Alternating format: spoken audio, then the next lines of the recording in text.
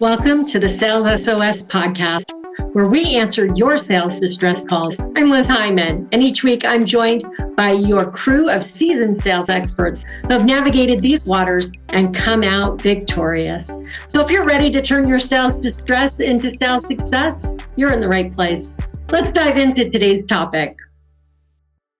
Welcome to the Sales SOS podcast. I'm Liz Hyman, your host, and I'm here with your crew of sales experts, Bryn Tillman, Daryl Prell, Chris Bowen, and Renee Bigelow. Renee, I almost couldn't get your name out of my lips. That's hysterical. Renee's one of my best friends, and I'm like sitting here going, Renee. It's Friday. It's Friday afternoon. It's Friday. What cocktail are you guys having tonight? I have to think about what my Friday cocktail is going to be. Fresca. Shout out to Laurent. He's taking us for a great episode, so that's fantastic. Thank you so much, Laurent. Okay, so we're talking about leading sales, being a sales leader in a virtual world, and we want to talk now about effective. We want to talk about leveraging relationships or list building. So we've talked a little bit about how do you break up territories in our last episode based on relationship, but how do you actually do that? Like, what does this actually look like? And probably the people that we know may not have, or the people we hire may not have enough relationships to work strictly from their relationships. They may need to do some list building as well. So, Bryn, do you want to kick us off on this conversation? Because I know you're so excited to share this. Bryn doesn't have any opinions on this, does she? No opinions, no attitude. She's so shy. So shy. All right, I'm going to come out of my shell just for a moment. Okay, thank you. Yeah, and I'll share, my favorite thing about LinkedIn is the ability to search and filter your connections and the connections of your connections. So list building on LinkedIn in the free is great, and in Sales Navigator is like dynamic. So even in the free, you can take inventory of your existing connections with basic filters like location and industries. You can even actually take inventory of the companies that are represented in your first degree connections by size company that Renee talked about in our last podcast. And by location and industries, and title. Well, not in the company search. So in the company search, right? So and I kind of blended both. In the company search, you have industry, location, and size of company, as well as first degree connection. When you're searching your first degree connections from a people perspective, yes, you have title, you have keywords that you can add in there. It's really powerful. So what we typically talk about is we start with building out our ideal filters, and then we take inventory of our first degree connections. So who are we already connected to that meet that criteria? And I'm going to talk about it as if it's in the free LinkedIn, because in Sales Navigator, there's so much more you can do, but I'll stick to the free LinkedIn for a minute. So now we have this list. It's a dynamic list. We can save this list in our Chrome bookmarks, which is, if you don't have Sales Navigator, the second best way to save your lists is in a Chrome bookmark, and name it first degree or first base connections, right, that meet that criteria. The next thing we can do are second based connections, right? Who knows who we want to know? So we may have 1,200 first degree connections and 85,000 second degree connections. So that 85,000 is a huge list, but we want to start looking at now, who do our strategic referral partners and clients know? So we can now use the connections of filter. So I have 85,000 sales leaders, and I put in Liz Hyman, and now I have 3,300 sales leaders. Because of that 85,000, she knows 3,300 of them. Now, maybe I decide I want to go smaller in territory, or, I might want to go less um, uh, keywords or more keywords, depending on how I want to grow or shrink that list till I get a really nice number of maybe 30 or 40 people that Liz knows. Now I get on a call and I said, Liz, can I quickly run through this list? Let me know who on this, based on what you know about me, if you were a client, how we helped you, or if you're a strategic referral partner, just remind them of how you can help them. And then who on this list do you think I shouldn't be reaching out to? So we have 30 and now there's 7. So now we're down to 23. Now we have 23 and I'll say, Liz, of these 23, who on this list would you be comfortable introducing me to? And there's 4. So now I'm down to 19. And I say, Liz, when I reach out to these 19, can I mention that we had this conversation today and that you thought it made sense for me to reach out to them? Yes, fabulous. And now I have a huge list, very top of the funnel, but in a warm market perspective. You're making a few introductions. I'm going to name drop. Hey, Daryl, as Hyman and I were chatting, your name came up in conversation. She says, hello, right, let's connect. Thanks for connecting. I was talking to Liz a little bit about X, Y, and Z. She thought it made sense for me to reach out and introduce myself. Let's connect. Or now that we've connected, happy to fill you in on a little bit more. Happy to give you some resources around this if that's an area that you would find helpful. Whatever that looks like, I already came in because Daryl loves Liz and I love Liz. And so Daryl's going to take my call because we share that warm. So I want to stop for a second because we're talking about now this idea of referrals or connectedness, right? And I want to remind you, your crew already knows this, but for those of you who are listening, it's important to remember that the easiest sales that we will ever make are to our happy customers. They will always buy more if they can. So we always want to start there. But the second easiest, least expensive, shortest sales cycle, most likely to have buy from you again are referrals. So when you get introduced by someone to another company, you have credibility that enables you to go in and really figure out how to build a strong relationship and support this company to be successful. Now, if you use that relationship and try to sell something the company doesn't want or isn't a good fit, then that isn't going to work. But if you go in and serve a friend of a friend, the likelihood of your success is so much higher. The least efficient, most expensive, uh, lowest close ratio, longest sales cycle are people you don't know, and you're just picking up the phone and cold calling. So anything that we can do to warm up a conversation, one, enables us to get access in a world where getting access is so hard. I keep telling you guys this number, 4,000 emails a month.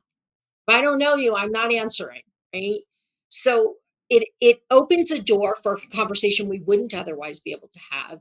It delivers a level of trust that wouldn't happen in a cold conversation, and which opens the door for better, honest conversations that enable you to help better. So I wanted to put that framework in place as we're talking about this. So when Bryn's talking about use your friends or your good connections or your clients who love you to get introductions, it's huge. And the way that Bryn described doing it, rather than saying, hey, do you know anybody who might be interested in buying?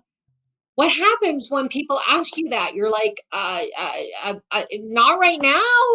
I can't think of anybody in this moment, but if I do, I would be happy to make a referral, right? And they truly would. The data says, one of my friends did a survey, Joanne Black. Love Joanne Black. Bryn and I are both air kissing her. She's a brilliant woman. She wrote a book called No More Cold Calling. And she said that to get the survey data that 70%, oh, there you go. 70% of people said that if they were happy, they would make a referral. 4% of those people had ever been asked. Right? there's a huge gap. So okay, so it's important that we leverage the relationships that we have. What so okay, you guys have had me and Bryn on this. What are your thoughts? Daryl, Renee, Chris? We scared Bryn away. As soon as she wasn't able to talk, she just left. Oh, now she's back. There we go. Renee, why don't you go for it? You go first, because I know you got some powerful thoughts. Well, referral, I mean, I 100% agree on referrals. I believe that LinkedIn gives you an ability to tap into referrals and be far more proactive than ever. As Liz said, there's a difference in, well, first of all, let me back up and say referrals are not favors, right? They're proactive problem solving. So you're asking your clients, are there people who have similar problems that you had that we fixed, right? And there are a few things that go into this. You want to make sure that they are in a state of appreciation and they remember what you've done, right? Like, so you want to make sure that they remember what you've done, so that they can identify the people who have those similar types of problems. I refer to some of the magic R's around this: ratings, reviews, referrals. This is kind of from a marketing perspective, right? But there's also reciprocity, and that is definitely a sales perspective. So if you were part of helping someone get that problem solved, then they feel obligated to do something for you too, right? Like, so you can take advantage of that a little bit and make sure that you're putting them in that reminding, like, this was your problem, make sure they believe that you solved it. Then they want to help you because you helped solve the problem. Then you want to say, who else do you know that might have those problems, right? But what Liz and Bryn pointed out with LinkedIn is you can identify people that you think you know already have that problem and not put all the work on your prospect. And you can do the work and say, I think these people might have the same problem and you're connected to them. Do you know if they're experiencing some of these same problems? Do you know them well? Would you be comfortable referring us, right? That's so much easier lift.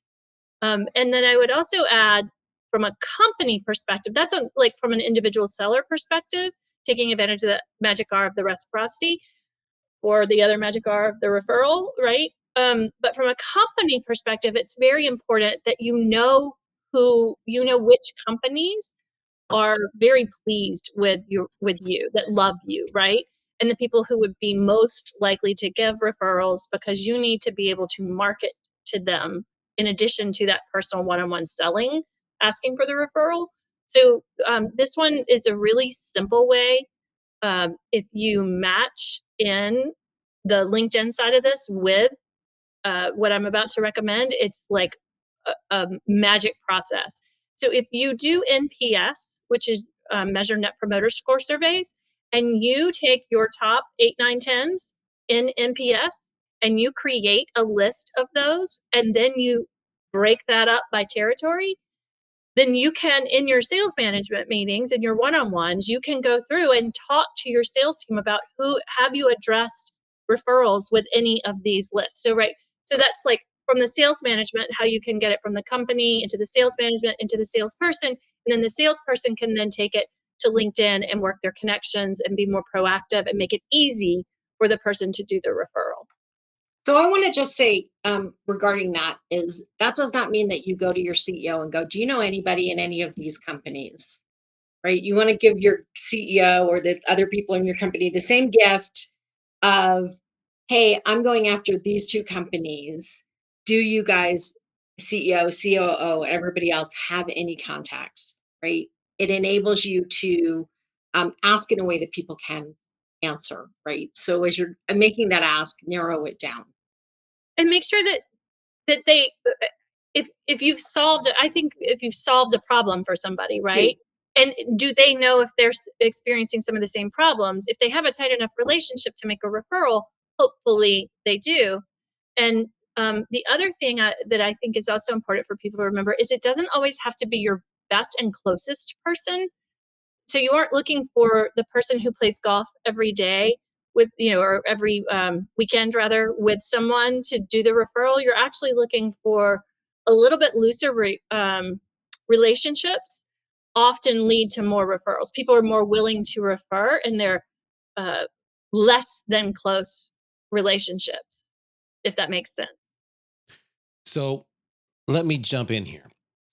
Everything we've said, everything that has been discussed by Renee and Bryn and Liz, spot on.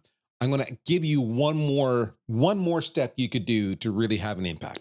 So following what we just talked about, you find a handful of people who really connect with you, and you ask for the referrals. Ideally, it's great if they're already a customer. That's a great starting point. All right. But even if they're not, it doesn't really matter. When you get those people say, yeah, sure, I'll give you some referrals, A, B, and C would be great. So we talked about saying, okay, you would now reach out to A, B, and C and say, this individual referred me, and they said you could listen. I say at that point, you don't do that just yet. There's a step in between that you can do if you're really savvy. Too many sales reps think this is marketing's job. I will contend marketing does it only because sales isn't doing it. Here we are. So you've talked to them. They're willing to be a referral. They're willing to be a referral because you can solve a pain for them. They have that pain. That's why they're endorsing you. And they know there are other people who have the pain. So what you do is say, hey, can we do, I don't know, a LinkedIn Live? Can we do a little video and say, describe to me the pain you're going through and what you've done to solve it, what worked, what didn't work, lessons learned. We can do this all in maybe 10, 15 minutes, keep it short, keep it tight, videotape it. And then when they say, sure, we'll do that. And then what you do is you say, great. Do you mind if I reach out to all your connections, or maybe you can reach out to all your connections and invite them to join us on this conversation?